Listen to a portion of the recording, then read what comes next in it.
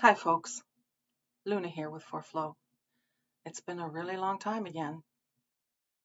I may have mentioned before that I'm navigating some health um, hmm, interests, let's say. I don't like to say concerns or crises or whatever. I don't want to invite those terms into my life, but I've certainly been navigating a health journey of my own in the last, well, year really, but 6 months more actively. And I am not always up to capacity. So I hope that y'all will forgive me for not being as present as I would like to or had intended to, and that you'll bear with me as I continue to navigate this journey. So there's the hi, I've missed you, and the disclaimer on why I'm not here. But for today, I wanted to share with you a piece of writing that came out of the new moon ceremony hosted by Kathy Forrest, celestialforest.com. If you're interested, she does a new moon and a full moon celebration every month. And one of the things she said in that conversation was this time in humanity, this time that was really ignited by the stellium in Aries on April 17th. This time is not for thinking, she said. This is a time for knowing.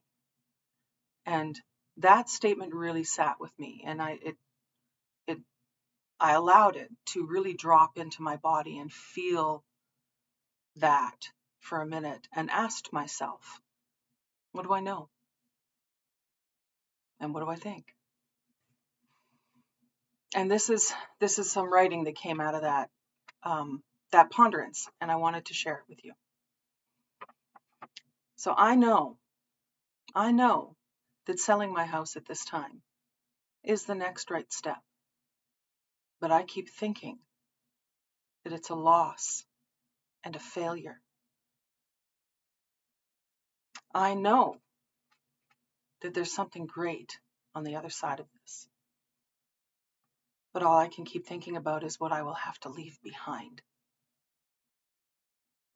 I know that I have been stagnating, far too comfortable, for too long, to the point of sloth, really.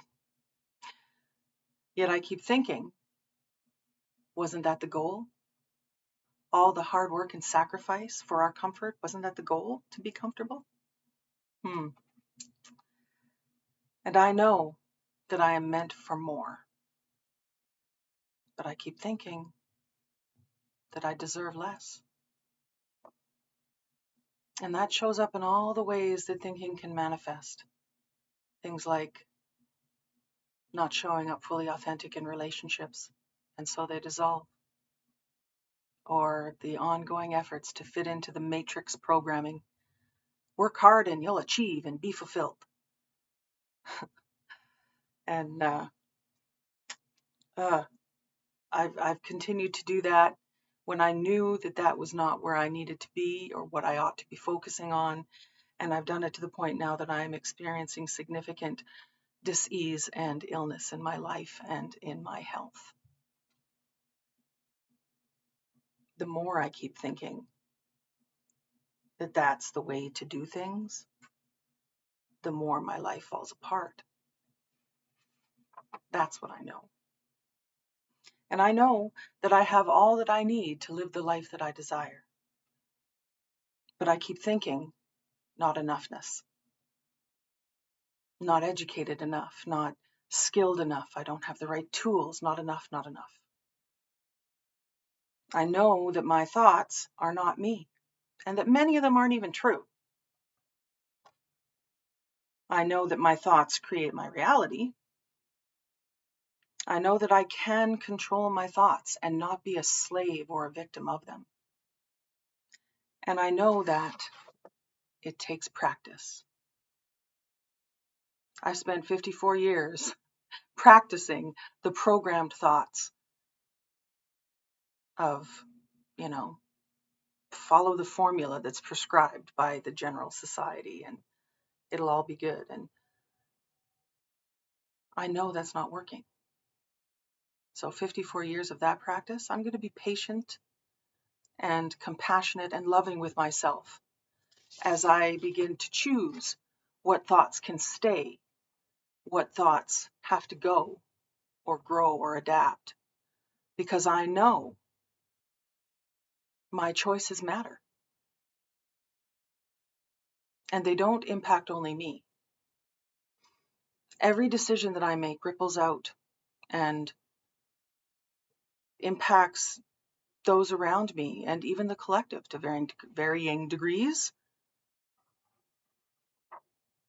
I know that my thoughts are my choice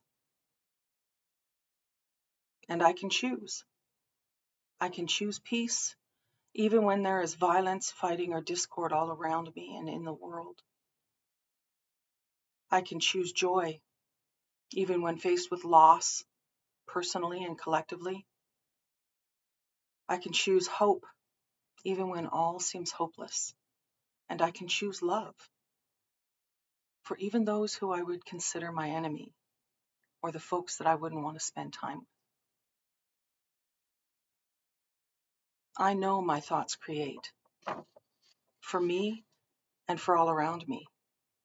So I can choose thoughts that create peace and joy and hope and love for me and all those around me. That's what I know. And that's how I see that my thinking gets in the way of my knowing. So what do you know? What do you really know that all of your best thinking has prevented you from acting on? What do you really know that your thinking keeps denying or dismissing?